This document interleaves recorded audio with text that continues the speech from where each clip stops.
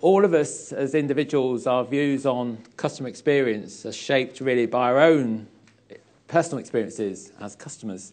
Just to share something with you very briefly, just in case I do fall over. My most recent memorable customer experience was at the weekend, where I ended up spending 2 days in hospital with suspected appendicitis. Fortunately, that didn't turn out to be the case in the end, despite the surgeon's desire to want to operate. But that experience in itself actually makes you sort of step out of your own particular world and realise in very different worlds the experiences we go through and how they're changing. The last time I'd been in hospital was about sort of 15 years ago, and how that experience now is very different in that sort of environment, a much more high pressurised environment, I would say, than our world of financial services.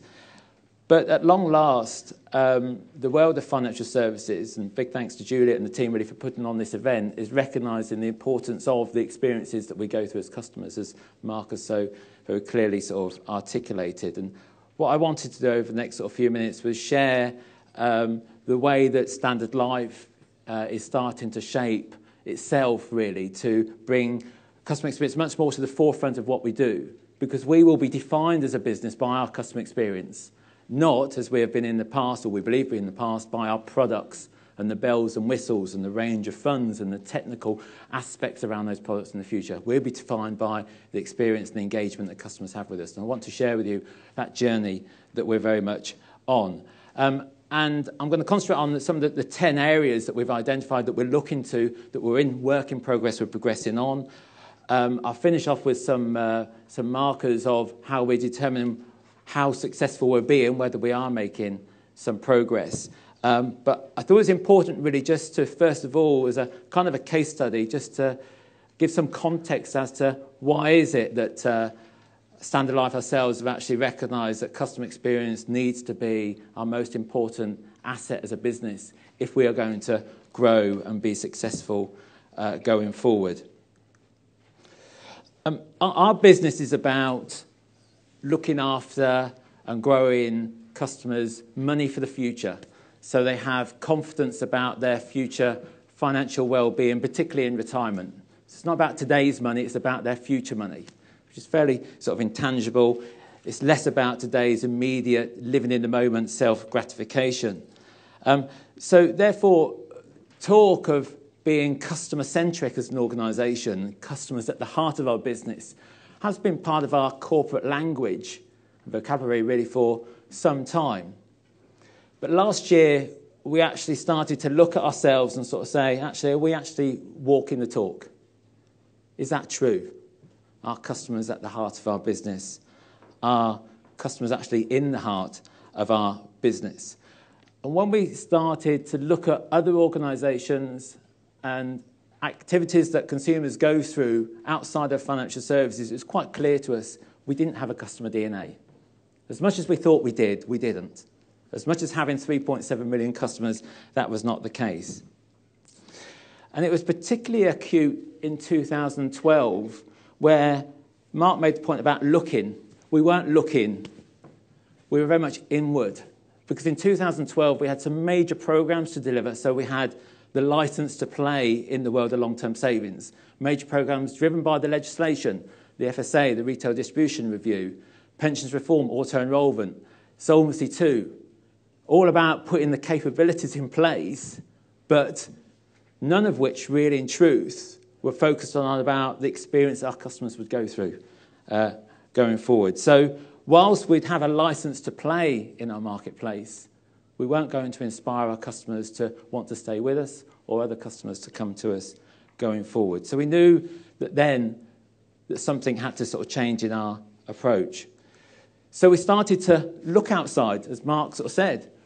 And what we found actually, being very candid with you, did surprise us.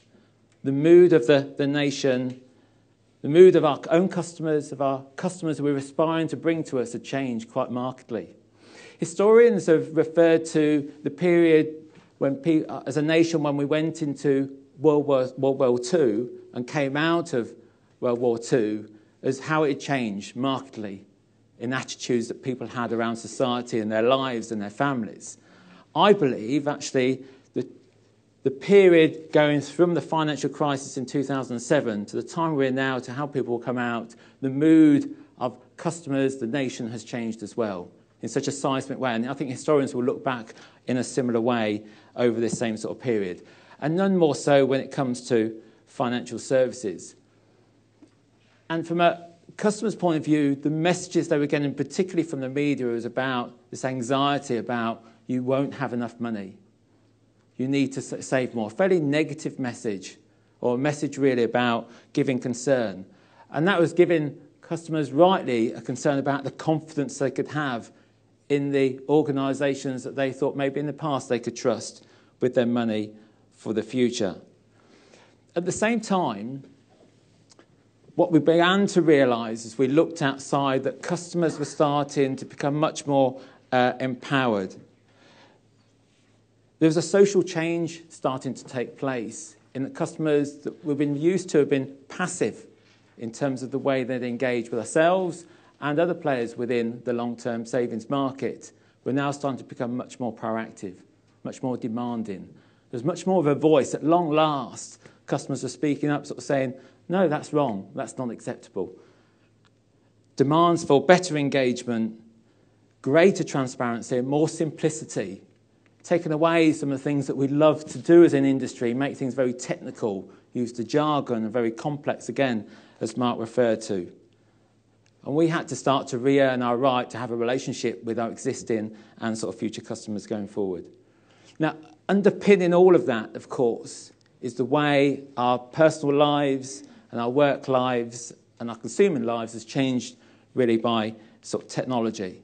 Mobile being a way of life, the boundaries between the physical and the digital completely sort of breaking down, and recognising really that was changing the expectations that customers would want from customer services, from customer experience, from an organisation like Standard Life. So that was the context really. Each of those areas around the economic environment, the social environment, the technology environment, changing really the attitudes of what customers were wanting, demanding, expecting, and this more sort of proactive approach going forward.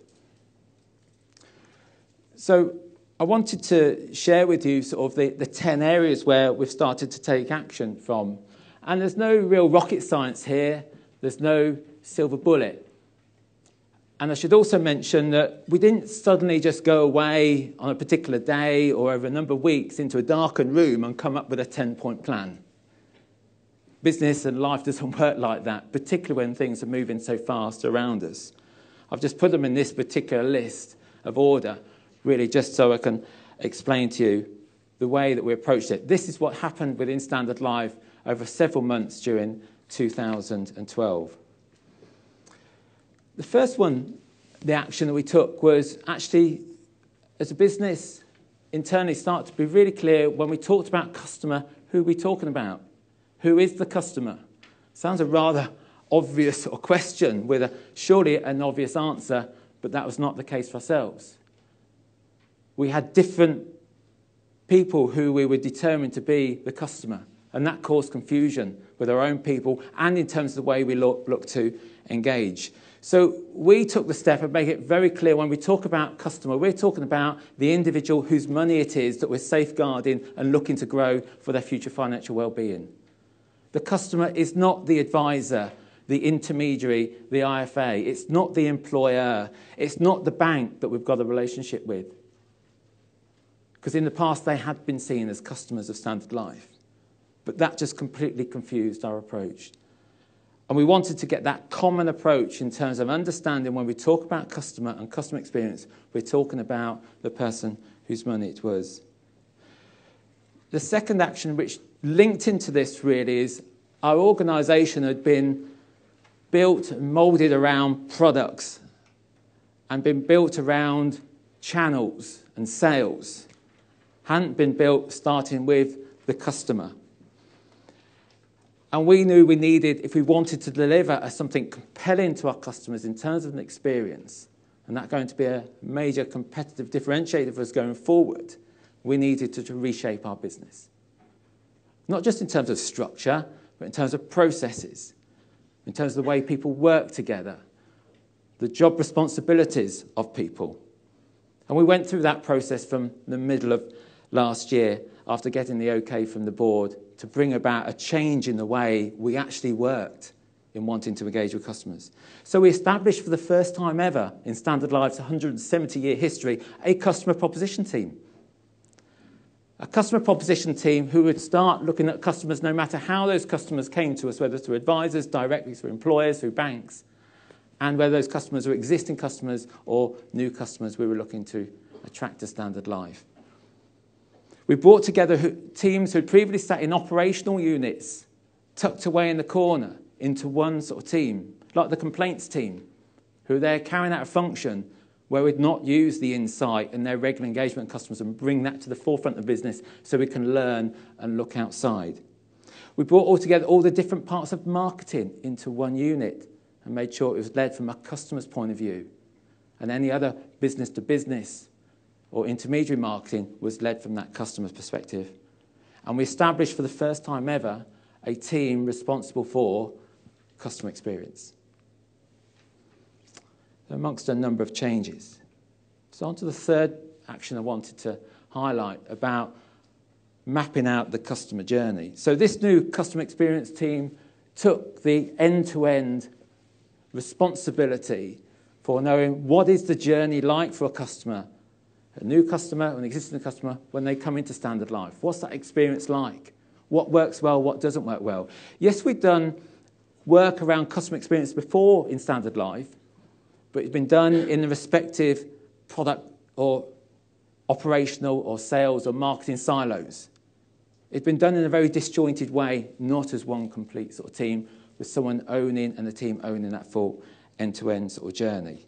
Furthermore, the initiatives to improve experience, for example, in developing our IT or developing operations, had been done in isolation, wasn't joined up, wasn't put together as one program.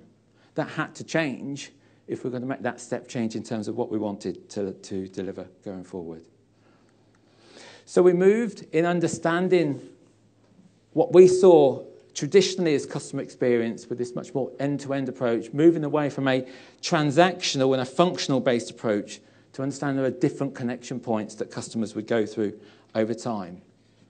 We had to move away from the traditional linear way in which customer experience had been seen by ourselves through the different functional sort of silos to one that was much more connected in the way that customers would engage with us.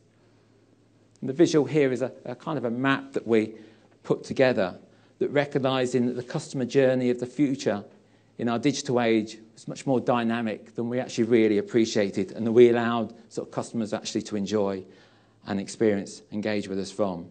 Understanding each of the touch points in the way that they actually engage with the customer, educated the customer, through to actually the actual inspiring customers actually to take the action that best sort of suited them going forward.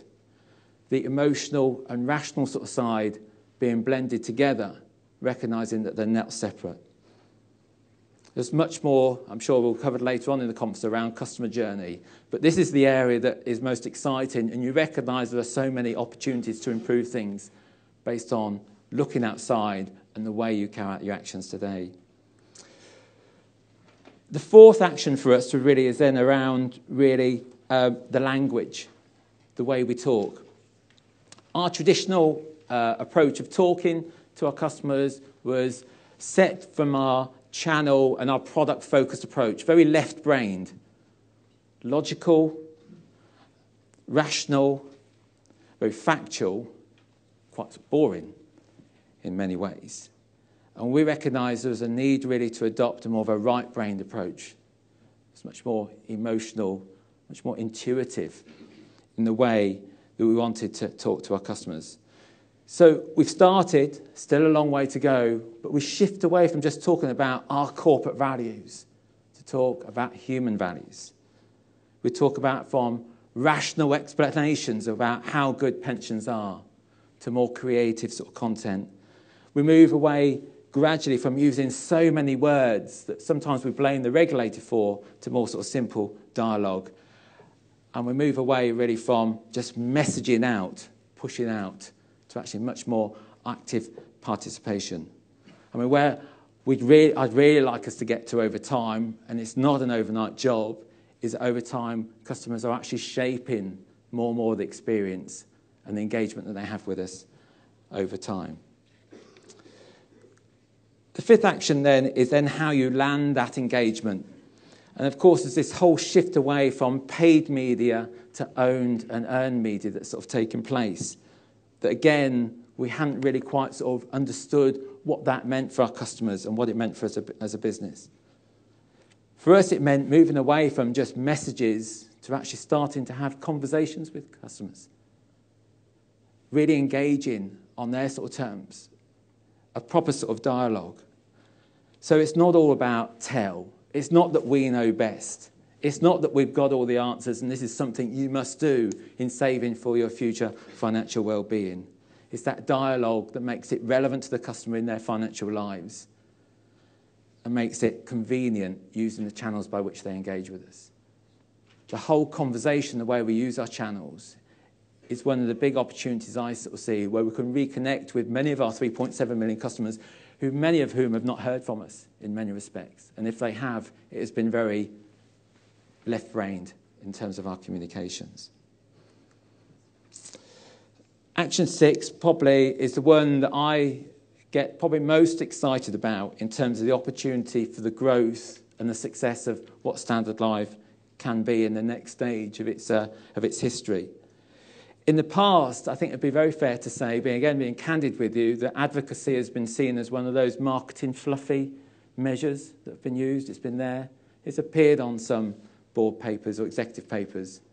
But we've not really looked at it and sort of say, what does this actually tell us? What does it actually drive in terms of some of the changes we're looking to bring about?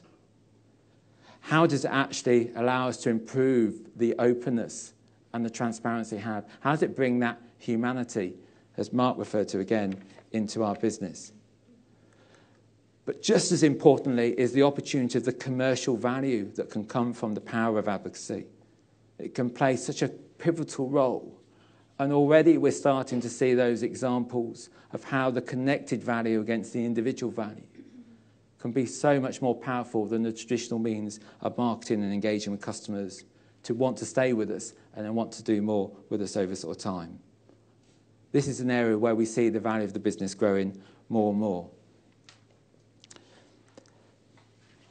Action number 7 centres around, I'm sure a lot of we covered this over the course of today from excellent presentations being lined up around the digital age, how it's impacting all of our business, but particularly in the way that we want to deliver the customer experience. And it is about here and now. In the past, I know I've stood at conferences that Juliet and the team have put on and sort of said we talked about the digital age, the technology age being something of the future. That future is here now. And that's hugely exciting in terms of the amount of change that we can bring. But I must admit as well, it's quite daunting. It's quite challenging. How do we keep up to date with some of the appetite that customers have for the change that they want to bring, particularly in the living for the moment customer attitude that there is, the instant gratification that customers are looking for when they consume and engage with organisations going forward. What we're trying to do is build our digital technology around the fact of how we can reach customers more effectively and more powerfully using the language of a right-side-brained business going forward, that more conversation-based approach. How we provide a range of more digital touch points for customers, how we make it easier and more intuitive. And then, really, alongside that, how we combine the digital age alongside and the digital technology alongside the human contact to provide a powerful combination together. Because we believe our customers and what they're saying to us, when we look outside, still want an element, because if they're talking about something in the future, that voice contact, that human contact, alongside the ease and the intuitive nature that technology brings. The challenge, as I said, really, is how we actually respond to that in a very agile way. Organisations like Standard Life have not traditionally been agile, flexible, anticipating the movements of what customers are wanting from. The agility of our business going forward will be a key determinant as to how successful we will be going forward. Similar to the digital is the whole data opportunity, the richness of the data we have today and that we will gather because of this improved engagement and experience through sort of customers provides such a great opportunity to have true insight into customers. Really starting to engage with customers on a real individual footing rather than group them together as pension customers or customers who are reaching a certain type of age and therefore wanting to retire. The data allows us to know customers, in our view, far more than we've ever known them before, and not treat customers, as we've done in the past, as anonymous. And in a way, you look outside about other ways organisations now write to you, whether it's through email or any other sort of form, and talk to you because they've seen the other ways that you've engaged with them. They know what your interests are. They know what you're thinking or what particularly would be playing on your mind. The challenge is how we use that data in an efficient and effective way going forward. Now, bringing together all those actions, one of the keys is how we measure. How we measure all the steps we're taking to drive the improvement, both from the customer's point of view as well as commercially for us as a business. And one of the key things for us in terms of making that change last year was, let's not just treat the customer measurements off as something aside. In the same way that maybe treating customers fairly, driven by the regulator, it was seen as this piece of work you need to do on the side. The measurements need to be part of the overall measures you look at a business. So it's not just a measure that sits with myself and my responsibilities. It sits as part of all of what we do when we sit around the UK Executive Board, in terms of whether it's from a risk point of view, from a finance point of view, people engagement point of view, operational point of view. The customer measures must be embedded as all part of the same measures, not as a separate set completely aside. And for the first time, really, we started to evolve and develop our customer scorecard. 4 broad sort of categories. Again, not rocket science, but it's an evolving picture around how many customers we've got, how that's changing, and understanding the changes around that, the value that customers hold with us, the type of sort of savings, the share of wallet, through to the experience that customers have, their reaction based on whether from a digital or physical point of view, and including the complaints and how we respond to those complaints, and on to, of course, the aspect of advocacy and the use of Net Promoter Score in particular to drive further improvements in the way that we talk and engage with our customers going forward. The final action I wanted to highlight was then, for me, it's fundamental if we are going to be successful and bring about this change, is about the engagement of our people. And we recognised last year that had to be driven from the top. There had to be a real ownership of a customer DNA, a mindset, and a desire for that, not just a tick box from the executive. And one of the ways we started to do that was actually to develop an executive customer closeness program. You should argue it shouldn't really be needed, but it was. And that required each member of my colleagues around the executive board to each quarter engage in a number of activities around engaging with customers, whether that's listening on the telephone, attending customer events, bringing insight from their own experiences as customers into the business to drive further improvements through the programme. But also themselves being customers of Standard Life. Not all of our senior people in our business were customers of Standard Life. Yet here they were, part of a business, wanting to promote out to other people sort of saying, come to Standard Life. And how can they, whether an individual in risk, finance, operations, marketing or sales, how can they really understand what it's like for a customer if they've not been a customer themselves? So we've not made it necessarily compulsory. They have to play some of the same as Standard Life, but we have asked really that they do go through the experience.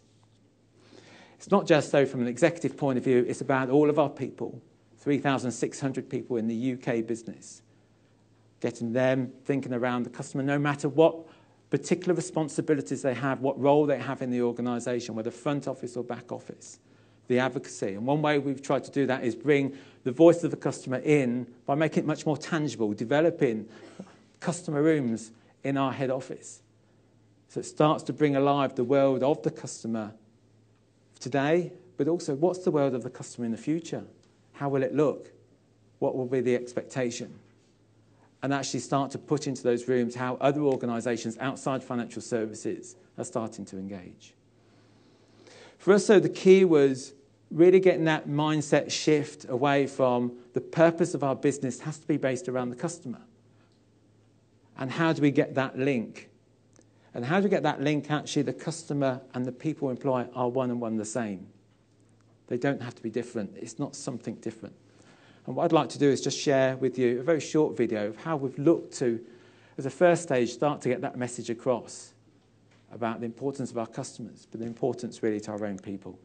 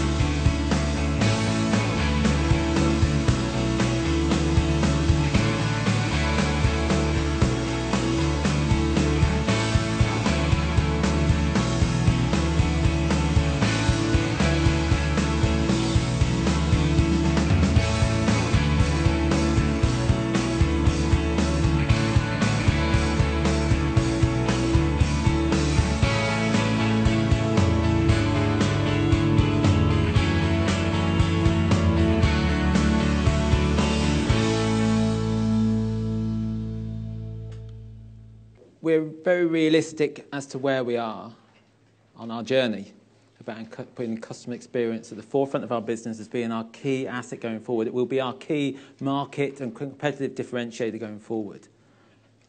We've got a lot we need to do in terms of building our capabilities and our own people engagement around that.